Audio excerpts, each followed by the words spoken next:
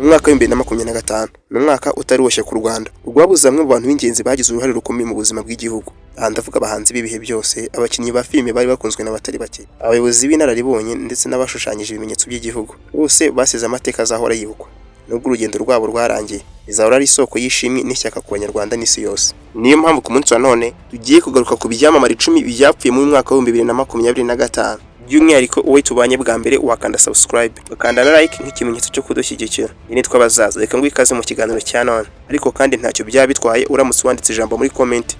Reka tujye mbere mu kiganiro. Reka duhere kuri uyu arimo kurarinda. Uyu yari umuvugizi wa guverinoma n'ubuhanzi. Mu mwaka wa 2025 u Rwanda rwabuze umwe mu bantu b'ingenzi agaragaje ubuhanga budasanzwe mu nzego ebyiri zitandukanye, amategeko n'umuziki. Yari umunyamategeko w'inararibonye, wabaye no mu rukiko mpuzamahanga rwa Arusha, ndetse n'umuyobozi wungirije wa guverinoma y'u Rwanda kuva mu mwaka wa 2021. Ariko kandi benshi bamwibuka nk'umuhanzi waririmbye indirimbo zubaka igihugu zirimo Tsinda Batsinda. Iyi yakangurira urubyiruko n'ikipe y'igihugu icyizere cyo gutsinda. Uyu mugabo yahurije hamwe impano y'ubuhanzi n'ubumenyi mu mategeko, agaragaza ko umuntu ashobora gukorera igihugu mu buryo bwinshi igihe atabashije guhitamo uruhande rumwe. Yapfuye kuwa 6 Mata umwaka wa 2025 afite imyaka 55 gusa, azize indwara y'umutima. Urupfu rwe rwagize ingaruka zikomeye haba mu ruganda rw'umuziki ndetse no mu buyobozi bwa leta. Arimuku yasize umurage w'indirimbo zubaka ubumwe, zigaragaza urukundo n'umuco nyarwanda, ndetse n'umwandiko w'amategeko ndetse n'ubusesenguzi bwacaga mu mucyo. Umwanya wa kabiri turasanga Jean Mbere Gatare, umunyamakuru w'intwari mu itangazamakuru ry'imikino. Uyu yari umwe mu banyamakuru b'imikino b'imena mu Rwanda, yamenyekanye cyane binyuze kuri radio ndetse na televiziyo Isango Star, ndetse n'inkuru ze zandikwaga mu binyamakuru cyane. Umwuga we bwite yarazwi nk'umunyamakuru uzi kuganira n'abantu mu buryo butangaje, ndetse agakora ibiganiro bigaragaramo ubunyamwuga n'ubushishozi. Yabaye indorerwamo y'abafana b'imikino kuko yakundaga kwerekana amakuru y'imikino ku buryo bwumvikana kandi bushimishije. Mu rugendo rw'ubuzima bwe yabaye umutoza w'urubyiruko mu buryo bw'imyumvire, kuko yakundaga kubwira abamukurikira ko itangazamakuru ry'imikino rigomba kugira ubunyangamugayo n'ukuri. Yibukirwa ku ijwi rye ry'akataraboneka ryatumaga abakunzi b'imikino bamwumva korana amatsiko. Yitabye Imana kwa 22 Werurwe umwaka wa 2025 ari kwivuza mu Buhinde. Kugeza aha niba tukiri kumwe mu kiganiro wakandika ijambo muri comment section ati ndahari. Ku mwanya wa gatatu dufite umugabo udasanzwe kirimo bene cyo Alphonse. Uyu mugabo yavutse mu 1959 apfa mu uyu mwaka wa 2025. Ariko kandi impano ye yari umunyabugeni w'umwihariko mu by'amashusho n'imiterere, graphic design, yifashishwe na leta mu guhanga ibirango bishya by'igihugu nyuma ya jenoside, bigaragaza ubumwe n'icyerekezo gishya cy'iterambere. Yashushanyije ibendera ry'u Rwanda rifite amabara afite ibisobanuro bikomeye. Ubururu ni amahoro, umuhondo ni iterambere, icyatsi ni ubuzima. Uyu mugabo yari umunyabugeni w'umuhanga mu mashusho no mu myandikire ya graphic design. Niwe wakoze ikimenyetso cy'igihugu cyerekana ubumwe, umurimo n'amahoro. Yagize uruhare mu ifaranga ry'u Rwanda ku buryo umurage we ugaragara buri munsi mu buzima bw'abanyarwanda bose. Yapfuye muri Mata umwaka wa 2025 akaba yari afite imyaka 36. Asiga izina rizahora ryibukwa nk'ubatse ibimenyetso bihoraho bihagarariye igihugu. Uyu yitwa DJ Theo, yari umwe mu ba DJ bubatse izina rikomeye mu muziki nyarwanda. Birazwi nk'umuntu wagiraga uruhare mu guteza imbere urubyiruko rw'abahanzi ndetse no guhanga udushya mu muziki. Uyu yakoze igihe kinini mu ruganda rw'umuziki, aho yakoranaga bya hafi n'inzu itunganya umuziki y'Ibisumizi Records. Yari amenyerewe cyane mu bitaramo no mu mikino yo gususurutsa abantu. Yari azwi nk'umutoza nk'inshuti y'abahanzi bato, bafasha kuzamura impano zabo. Ibi byatumaga bamwita umuyobozi utagaragara inyuma y'injyana, kuko yagiraga uruhare runini mu iterambere ry'abahanzi nyarwanda. Si ikibabaje nuko uyu yapfuye kuwa 21 Mutarama umwaka wa 2025. Ibi bikaba biri mu bituma abahanzi n'abafana b'umuziki bamwibuka nk'abaye urufunguzo mu guhuza injyana n'abantu. Umurage yasize nuko abamukundaga bamwibukira kuko ubu mu DJ wari kwisonga mu guteza imbere injyana nyarwanda no kuba intangarugero mu gufasha urubyiruko rwashakaga kwinjira mu muziki. DJ Theo yibuka nk'umunyabigwi, impano zishobora gushingwa no gukora bitewe n'ufite umutima wo gufasha. Reka tujye ku mwanya wa gatanu, hari Marie Claire Ingabire.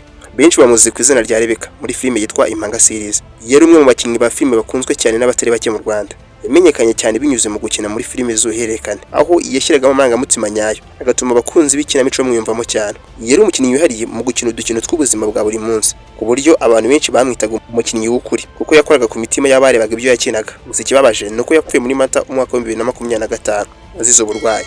Urupfu rwe rwashenguye cyane uruganda rwa sinema nyarwanda, by'umwihariko abakunzi b'Impanga series. Gusa hari umurage yasize, yibukwa nk'umukinnyi wa filime wahaye imbaraga uruganda rwa sinema nyarwanda kandi wabera urugero abari bagitangira. Abafana be baracyavuga ko Rebecca azahora ari isura y'urugendo rwa filime nyarwanda. Marie Claire Ingabire yibukirwa ku gushyira ubuzima nyabwo muri filime, ikaba ariyo mpamvu azahora afatwa nk'umwe mu bagize amateka akomeye kandi yahariye muri sinema nyarwanda. Ku mwanya wa gatandatu hari Teddy Gacinya. Uyu yari umwe mu bantu bafite izina rikomeye mu mikino nyarwanda, by'umwihariko mu guteza imbere imikino y'abagore. Yabaye perezida w'ikipe ya AS Kigali Women Football Club, AS Kigali WFC, imwe mu makipe akomeye mu mupira w'abagore mu Rwanda. Yazwi nk'umuyobozi washyize imbaraga mu kuzamura urwego rw'umupira w'abagore, anafasha ikipe ye kugera ku ntsinzi nyinshi mu marushanwa. gusa yanabaye perezida w'ishyirahamwe ry'umupira wa netball mu Rwanda, Rwanda Netball Federation. Yaharaniraga kuzamura uyu mukino ugifite umwanya muto mu gihugu, ariko wagize abafana n'abitabira benshi kubera ubwitange bwe. Yari umuntu uzwi nk'ushishikajwe no guteza imbere abagore mu mikino. Yafatwaga nk'umuyobozi udasanzwe uharanira impinduka nziza, agaha urubyiruko amahirwe yo gukina no kwigaragaza. Ariko kandi ikibabaje ni uko yapfuye ku 31 Gicurasi umwaka wa 2025, dore n'ejo bundi mu buryo butunguranye asiga icyuho gikomeye mu mikino nyarwanda. Urupfu rwe rwababaje cyane abakinnyi, abatoza n'abafana b'umupira w'abagore n'umukino wa netball muri rusange. Cyakoze umurage yasize yibukwa nk'umwe mu bayobozi b'imikino waharaniye iterambere ry'umupira w'abagore mu Rwanda, kandi wagize uruhare rukomeye mu kumvikanisha ijwi ry'abagore mu ruganda rw'imikino. Eddy Gacinya azahora yibuka nk'intwari y'imikino y'abagore mu Rwanda. Isomo rye rikaba ari ryo gukunda umukino no kuwuteza imbere hatitawe ku mbogamizi izo arizo zose. Reka dusimbukire ku mwanya wa 7. Aha turasanga witwa Aissa Karabo Kakira, apfa mu mwaka wa 2025. Uyu yari umunyapolitiki, inzobere mu bukungu ndetse n'umuyobozi w'icyitegererezo ku rwego mpuzamahanga. Yabaye meya wa Kigali kuva mu mwaka wa 2006 kugeza mu mwaka wa 2011, aho yagize uruhare mu guhindura Kigali isura nshya y'umujyi w'iterambere. Yakundaga gushimirwa cyane ku bikorwa byo guteza imbere isuku, imiturire n'imibereho myiza y'abaturage, kandi yagizwe n'umuyobozi mukuru wungirije wa UN Habitat ndetse n'umuyobozi mukuru wungirije w'umuryango w'abibumbye. Iri jwi rikomeye riharanira imijyi irambye, iterambere ry'abaturage n'uburinganire mu miturire. Yafatwaga nk'umuyobozi w'inyangamugayo wakundaga gufasha urubyiruko n'abagore kugera ku nzozi zabo. Yari umuntu w'umunyamahoro uharanira gukorera abaturage ahari hose. Uyu yitabye Imana ku wa 12 Kanama umwaka wa 2025, dore n'ejo bundi. Ibi bintu byababaje cyane u Rwanda ndetse n'abafatanyabikorwa mpuzamahanga. Gusa hari umurage yasize. Mu by'ukuri yibukwa nk'umuyobozi wahinduye Kigali umujyi w'icyitegererezo ndetse nk'umunyadiplomate wubashywe wagize ijwi rikomeye mu muryango w'abibumbye. Aissa Kakira azahora yibuka nk'intwari y'iterambere n'ijwi ry'abagore mu buyobozi bw'u Rwanda no ku isi hose. Reka dusimbukire ku mwanya wa 8. Dufite Jean de Dieu Ndahiro, wamenyekanye ku izina rya Babu. Uyu yari umukinnyi w'umunyarwenya, akaba yarasize akanyamuneza mu mitima y'abanyarwanda benshi. Yari umwe mu bakinnyi b'ikinamico n'abanyarwenya bakunzwe mu Rwanda. Yari afite talent idasanzwe cyangwa se impano mu gukina filime z'urwenya, gukinira ku rubyiniro ndetse no gusetsa abantu mu biganiro bitandukanye bya televiziyo. Yatangiriye mu itsinda ry'ikinamico ry'inshuti z'igihugu. Babu yari afite uburyo budasanzwe bwo gusetsa abantu, akoresheje imvugo z'ikirenga, ubwenge rudakabije ndetse n'uburyo bwo kwigana imyitwarire ya buri munsi y'abanyarwanda. Yafatwaga nk'umwe mu bashyizwe imbere gutuma urwenya rwa Kinyarwanda rugaragara mu bitaramo bikomeye. Ikibabaje ni uko yatabarutse muri mwaka wa 2025 nyuma y'urwaye yari amaranye igihe gito. Inkuru ye yateye agahinda gakomeye uruganda rw'imyidagaduro, kuko yari umwe mu bazakomeza gusetsa abanyarwanda mu bihe bikomeye. Babu yasize inyigisho z'uko urwenya rushobora kuzaba igikoresho cyo gukiza imitima n'ihungabana. Nibere cyitegereza abanyarwanda bato batangiye kwinjira mu myidagaduro y'u Rwanda. Jean de Dieu Ndahiro wamenyekanye nka Babu azahora yibuka nk'uwasize avanze urwenya n'ubuzima bw'ukuri, ariko kandi butazibagirwa mu mitima y'abamumenye. Reka tuvuge ku muntu wa 10 yitwa Esther Muzekankoni.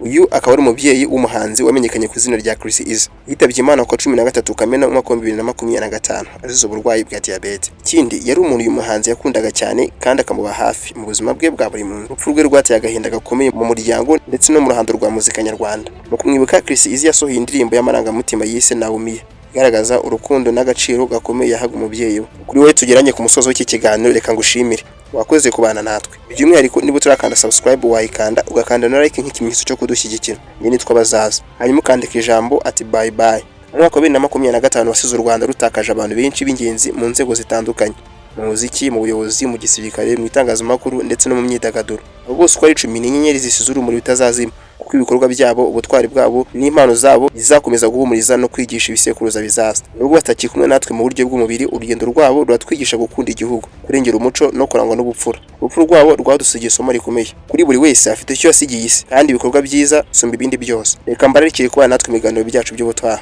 Ciao ciao.